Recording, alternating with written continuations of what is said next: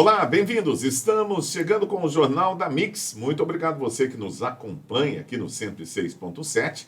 Estamos chegando para discutir os principais assuntos do Brasil e do mundo e também da cidade de Presidente Prudente, onde fica a nossa sede, e no 106,7. Hoje nós temos uma entrevista com Augusto Botelho, que é um advogado criminalista que esteve na semana passada em Presidente Prudente, visitou aqui a Mix. Vai falar sobre o papel do advogado criminalista, um papel muito importante, sempre foi um papel muito importante, mas que ganhou destaque nos últimos anos, principalmente com a atuação das mídias sociais, né, e das mídias como um todo.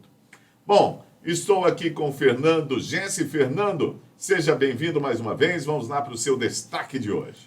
Bom dia, Eudes, bom dia a todos os nossos amigos, pessoas que nos acompanham aqui pela Mix FM. Inclusive, Eudes, eu tive o prazer de estarmos juntos na entrevista do Dr. Botelho, uma pessoa que é conhecida no Brasil todo e desenvolve um trabalho muito bom.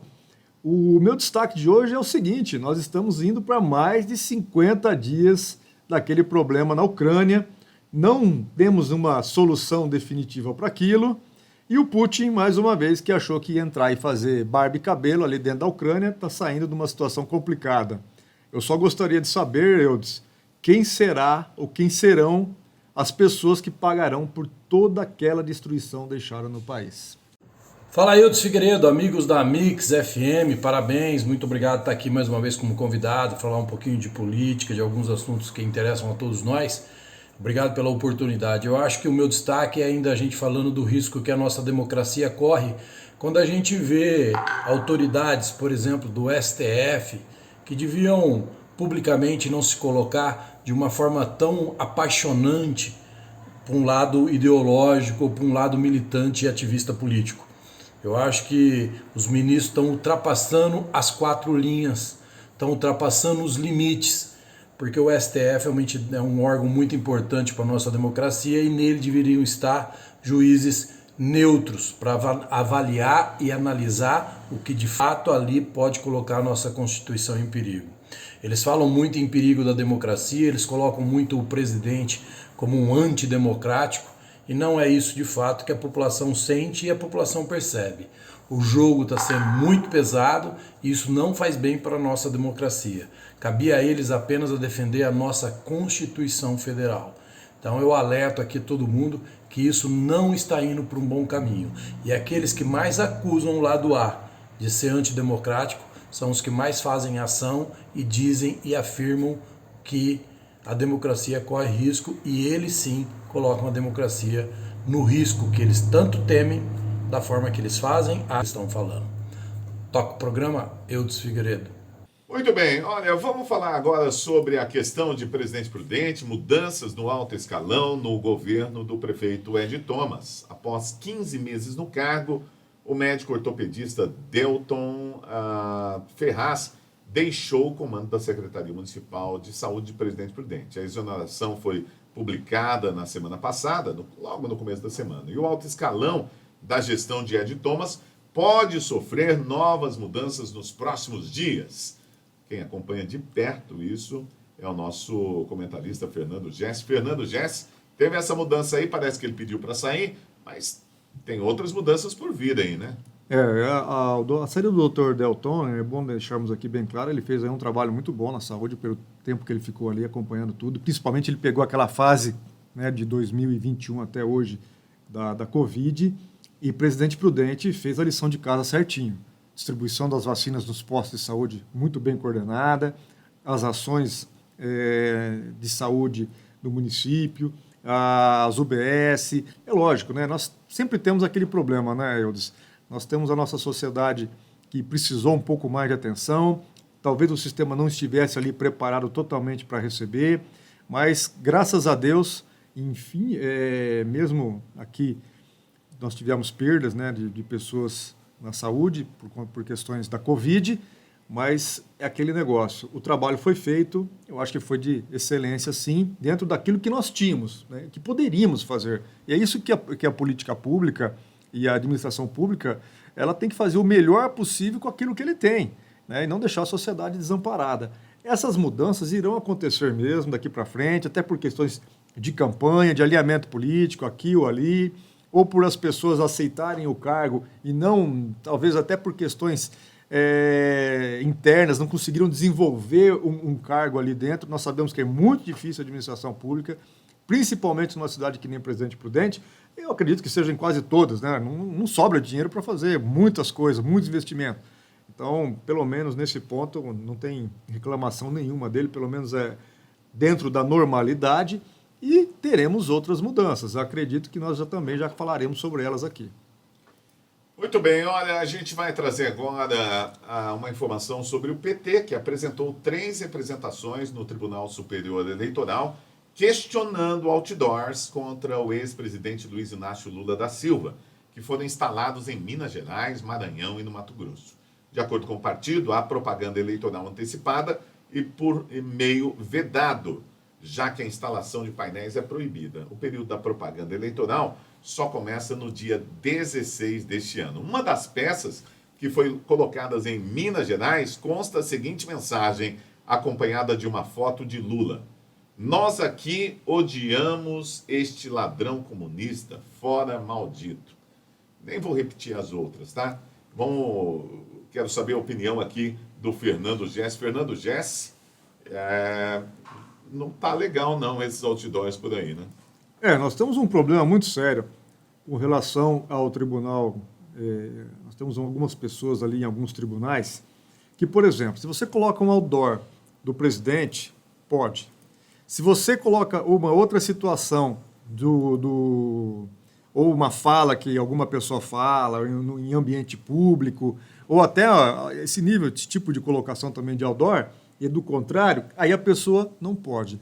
Eu acho que as regras eleitorais, elas são bem claras. Se você vai fazer uma manifestação política, e hoje, em tempo de campanha, no meu entendimento, não pode. E hoje nós tivemos aqui a presença do Dr. Botelho, e eu perguntei a ele a respeito disso. A opinião dele é a mesma que a minha. Você não pode ficar colocando outdoors por todo lado aí, colocando o nome de uma pessoa que é candidata, não importa. Eu também não gosto do Lula, não quero ele eleito. O meu posicionamento é muito claro com relação ao Lula.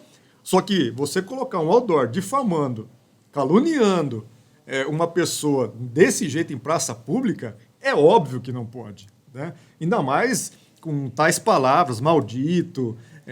Tudo bem, todo mundo sabe que ele tem problemas com a justiça, envolvendo corrupção, roubalheira de dinheiro, mas isso é uma coisa. Você ficar colocando a imagem dele, e caso isso venha a ser normal, nós veremos a dor do Bolsonaro com frases também desastrosas. Então, ou seja, época de campanha, eu acho que a regra do jogo tem que ser colocada e ela tem que ser igual para todo mundo. Não pode colocar outdoor de nenhum candidato. Era o caso que estava acontecendo com o governo. Ia lá, colocava uma obra, foto do presidente. Não pode. Não pode. Isso aí, inclusive, além das questões de campanha, nós temos as questões que envolvem o governo e as nossas leis, que proíbem aquele tipo de campanha. E esse mesmo ministro, que não falou nada do outdoor do presidente, não reclamou desse outdoor também a respeito de uma obra pública. Ou seja, nós estamos aí com 2 pesos e 2 medidas em uma situação que não pode. A regra tem que ser muito clara e tem que funcionar para todo mundo. O PT está querendo brigar com quem? Vamos lá. Por que vocês acham que tem os outdoor? Alguém segura isso? Alguém controla isso? Aqui na nossa cidade e região mesmo estourou um monte de outdoor. É o Bolsonaro que ligou para alguém e mandou fazer? É isso que eles querem pregar, né? Vamos esquecer que nas últimas eleições foi a primeira vez na história que a gente viu pessoas vendendo camisa de candidato e as pessoas comprando camisa de candidato. As pessoas se unindo e mandando fazer adesivo para candidato. E isso já está ocorrendo agora. A gente já tem corrente agora de pessoas que estão fazendo adesivo para o candidato da reeleição, que é o presidente Bolsonaro. Esses outdoor, principalmente no Mato Grosso, onde o agro é muito forte, são os próprios produtores que estão patrocinando isso. Que aqui o Lula não entra, aqui nós não queremos ladrão, enfim. Quem consegue controlar isso? Ninguém. É a motivação popular que a gente vê nos vídeos que a pesquisa não mostra. O líder das pesquisas não sai às ruas e começaram a criar uma narrativa agora que ele está sendo ameaçado de morte. Por quem? Ele tem que tomar cuidado pro tiro não ser tiro amigo, né? Fogo amigo, como diz o outro. Porque do lado de cá não tem ninguém querendo matar o cara, como esfaquearam, por exemplo, o presidente Bolsonaro em época de campanha, na época então candidato. Então são narrativas que estão sendo criadas pelo desespero, porque não se confirma nas ruas o que o consórcio quer vender nas pesquisas. Tá na cara, né? Ninguém é bobo. Internet está aí para mostrar, mais uma vez eu falo, por isso que eles querem bloquear a internet. Porque a internet tira o poder de chefia e de comando da comunicação de um determinado grupo, como sempre foi, que vendia a história que quisesse. Então é isso, é simples de entender. Os outdoor são poucos, ainda vai estourar no Brasil inteiro, principalmente no Nordeste, como já tem em alguns lugares. Pode crer, pode apostar que você vai ver. Sabe o que é isso? Vontade popular de um país que ainda tenta salvar 100% da sua democracia. Né? Porque nós estamos correndo risco. O maior perigo que pode trincar a nossa democracia é o autoritarismo. Pior se for da toga. Aí é muito mais perigoso. Como eu venho alertando aqui, como tanta gente vê em tantas outras áreas, em tantos outros programas. Mas é isso. Se acham que tem pouco outdoor, aguarda que vai aparecer muito mais. Muito bem, nós estamos recebendo aqui no nosso Jornal da Mix um convidado muito especial para debater sobre advocacia criminalista, isso mesmo. Augusto de Arruda Botelho Neto esteve na semana passada em Presidente Prudente, ele é um advogado criminalista, escritor brasileiro, é conselheiro da organização Human Rights Watch, e também um dos fundadores do Instituto de Defesa do Direito de Defesa. Olha, e é também uma figura entre os fundadores do projeto Aliança. Ele esteve em Presidente Prudente para falar na OAB, falou na quarta-feira e na quinta-feira na Toledo. Duas entidades muito importantes aqui para Presidente Prudente. Nós trouxemos ele para conversar aqui. Bem-vindo ao nosso programa. Muito obrigado pelo convite, é um prazer estar aqui e falar com todos os amigos e amigas de Presidente Prudente. Fernando Gess também vai me ajudar aqui nessa entrevista para falar com ele, né, Fernando? Vamos lá, o nosso caro doutor Botelho é uma pessoa já conhecida no cenário nacional, acho que tem muito a contribuir aí para a área que ele atua. Eu vou deixar a primeira pergunta para você. Vamos lá, Fernando Gess, fazendo a sua pergunta aqui, Fernando. Doutor, nós temos aí algumas situações a nível Brasil que são desafiadoras para vocês. Gostaria que o senhor citasse hoje, dentro do contexto nacional que nós vivemos, quais seriam elas? Olha, a advocacia criminal sempre foi uma área pouco compreendida pela sociedade, infelizmente até pouco compreendida por colegas, por advogados que não atuam na área. Muitas vezes confundem a figura do advogado criminalista com a figura do réu, do cliente do advogado. Às vezes confundem até com o crime que essa pessoa está sendo acusada. É importante deixar claro o que é um advogado. O advogado é a voz do direito de alguém. O advogado nada mais do que representa o interesse e o direito de alguém em qualquer tipo de ação. Numa ação de guarda de uma criança, numa ação de despejo, a pessoa não pode ir lá bater na porta do juiz e se defender e se autorrepresentar. É necessário que haja um advogado nesse meio do caminho. O advogado é, então, a voz do direito de alguém. O advogado criminalista, ele não é um aliado do seu cliente, um aliado do crime que o cliente está sendo acusado, ele defende o crime, defende o cliente, não. Ele defende os direitos que essa pessoa tem. Então, o advogado, no final das contas, ele não defende uma pessoa, ele defende um direito. E a falta de compreensão do trabalho do advogado criminalista, principalmente, coloca ele em situações em que a sociedade, muitas vezes diante de um crime de grande repercussão, que causa comoção, acabam confundindo a figura do acusado, a comoção causada pelo crime, com o trabalho do profissional que defende direitos dessas pessoas. E esses direitos valem para absolutamente qualquer pessoa, para o culpado, para o inocente, para o acusado de um crime grave, um crime menos grave. Os direitos são universais. A gente não tem um código penal para o culpado e um código penal para o inocente. Então, esta incompreensão da sociedade e muitas vezes até de advogados da própria classe é um dos desafios grandes que já existem, mas no momento atual em que o Brasil vive uma polarização política, um extremismo de polarização política e que o Poder Judiciário assumiu um protagonismo no ano de 2021, vamos pensar, né? A gente passou a discutir julgamento em Supremo como a gente discute quase que uma partida de futebol, né? Muitas vezes sem conhecimento técnico nenhum. E muitos advogados foram eleitos aí inimigos da nação. Né? Exatamente, confundindo mais uma vez a causa que os advogados trabalham, eventualmente a gravidade da acusação, com a figura do próprio advogado. São coisas completamente diferentes. Nós somos, para terminar essa longa resposta, simplesmente a voz do direito de alguém. Bom, muito bem. A minha pergunta fica no sentido de as histórias. Me interessam muito as histórias que os advogados tenham passado nesse sentido. O senhor pode citar algumas delas? Olha, como advogado, ainda mais criminalista, nós temos um código de ética. Eu não posso falar sobre casos concretos e nomes, mas obviamente como eu trabalho há 22 anos nessa área e vários casos que eu defendi e continuo defendendo são públicos. Vamos contar a história como se fosse uma ficção, como se fosse uma ficção sem nomes. Olha, o que eu faço desde o início da minha faculdade até hoje, continuarei fazendo a minha vida inteira, é defender pessoas através das instituições que eu fundei. Eu fundei o IDDD, que hoje é a maior organização que trata o sistema de justiça criminal no país, outros vários projetos sociais ligados à advocacia que eu fundei e continuo como conselheiro ou como diretor, mas há um especial que me toca muito, que é o Projeto Inocência, que ele vem daquele projeto americano, o Innocence Project, que a gente vê em vários filmes já, aquela pessoa que está no corredor da morte, acusado de um crime grave, e vai lá um grupo de advogados e consegue provar a inocência dessa pessoa.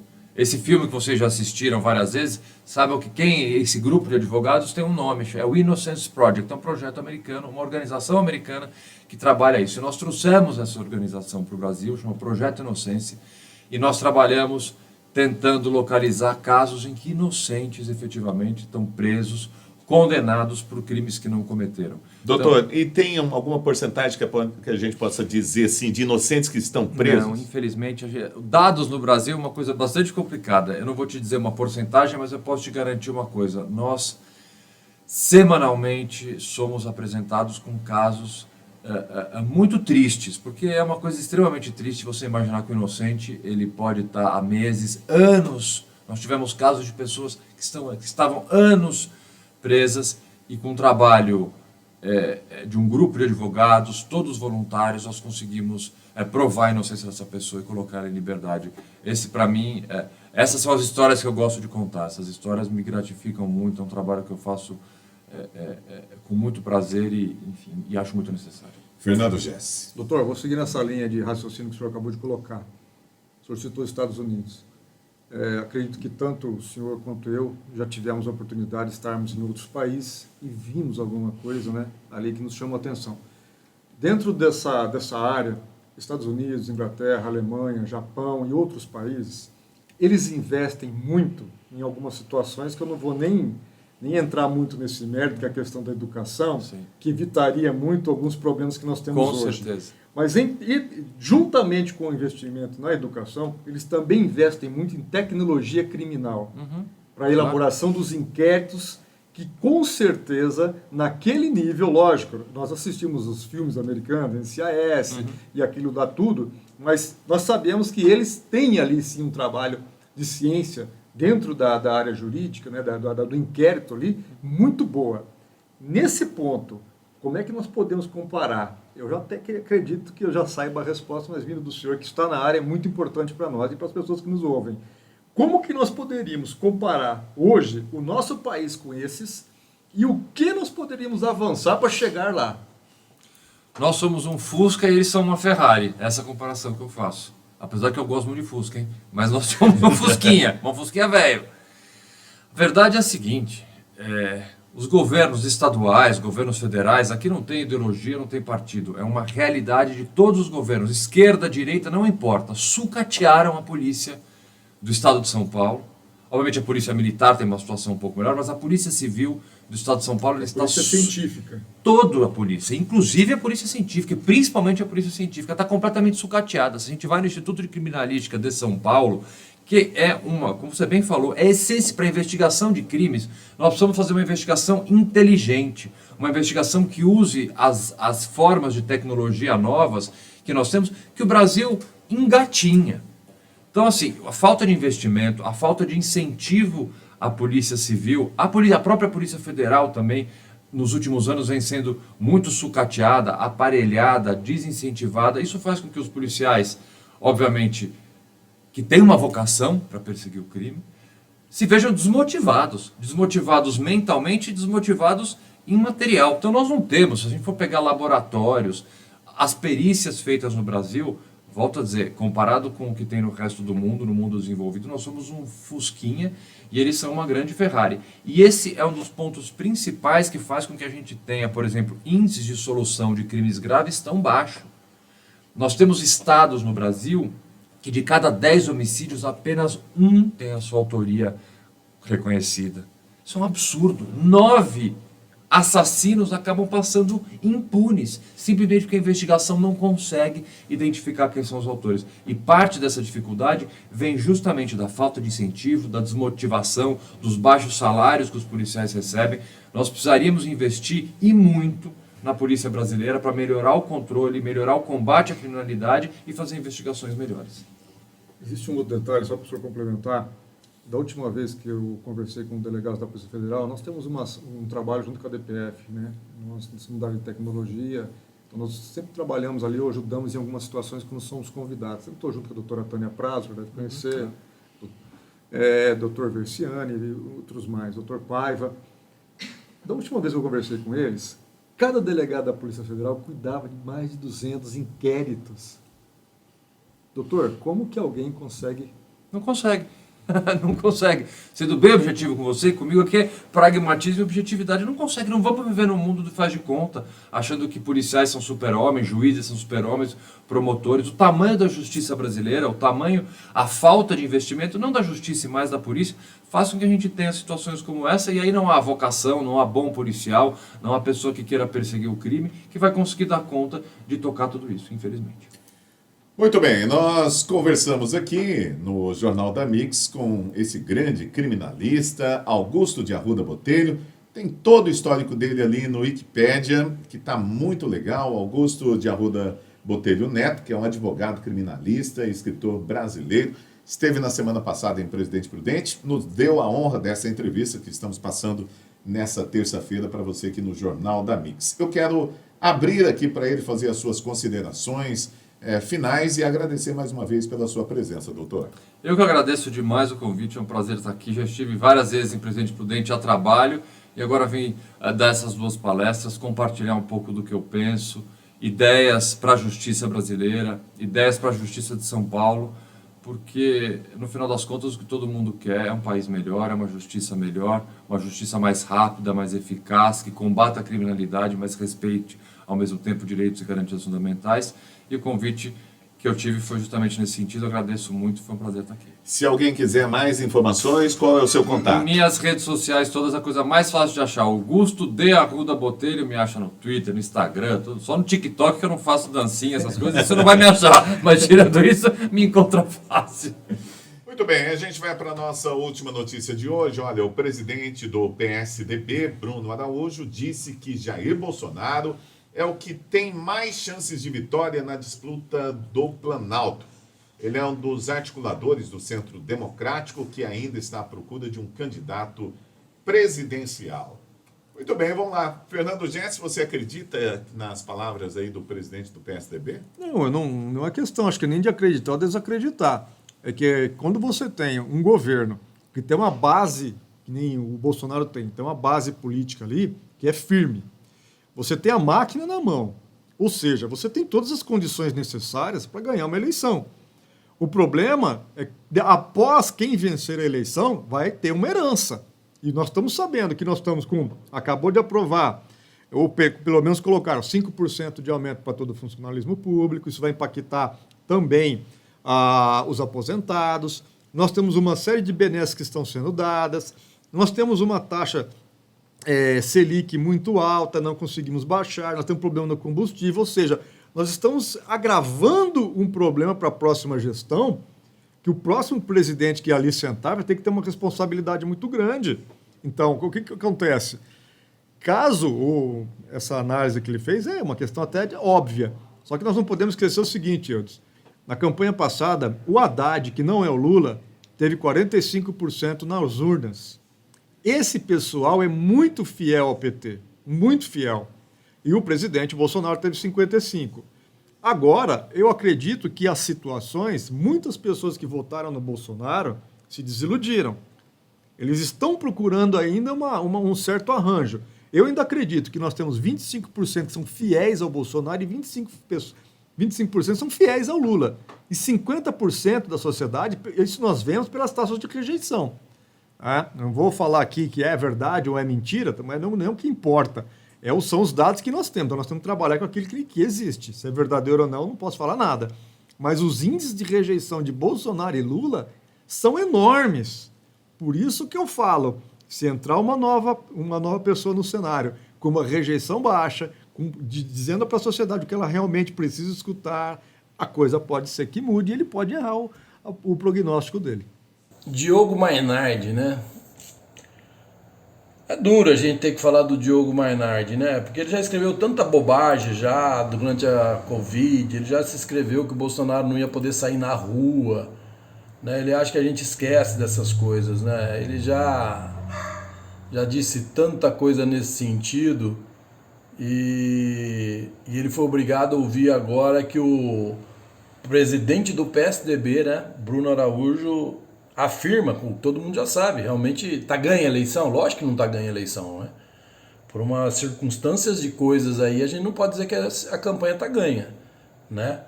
Mas o Bruno Araújo afirma que o Bolsonaro é o favorito. Nossa, pelo menos tem sensibilidade para perceber isso. Porque dizer que ele não é o favorito é ser cego, né? Agora, dizer que está ganho, não, nós não podemos dizer que está ganho. Ninguém pode afirmar, porque um resultado de uma eleição é sempre imprevisível, ainda mais se tratando da forma que a gente sabe que pode acontecer aqui no Brasil, diante de tanto poderosos acostumados a mandar nesse país, se unindo contra um candidato que rompe aquilo e o poder que eles tinham sobre as instituições brasileiras, né? Então, eu não acho que é novidade nenhuma que o Bruno Araújo diz e o que o Mainardi é obrigado a publicar. Eu acho que ele escreveu isso com uma dor no coração, né? Porque ele já escreveu tanta bobagem contra o governo Bolsonaro e vai começando a engolir. É tão evidente a vantagem do presidente Bolsonaro que as pesquisas agora elas começaram, mas eu já disse isso desde o ano passado, que isso era narrativa, colocar o Lula lá em cima para tentar ressuscitar ele. Depois, diante da impossibilidade de provar que realmente ele está tão distante, iam começar a fazer esse empate. Daqui a pouco o Bolsonaro está na frente, para se criar a narrativa que polarizou e os dois vão para o segundo turno. Eu disse isso, né, Jesse? Quanto tempo atrás? Quase um ano? Quase um ano atrás eu disse isso, eu vinha falando isso. Tá aí, tá acontecendo, vamos aguardar agora o resultado, né?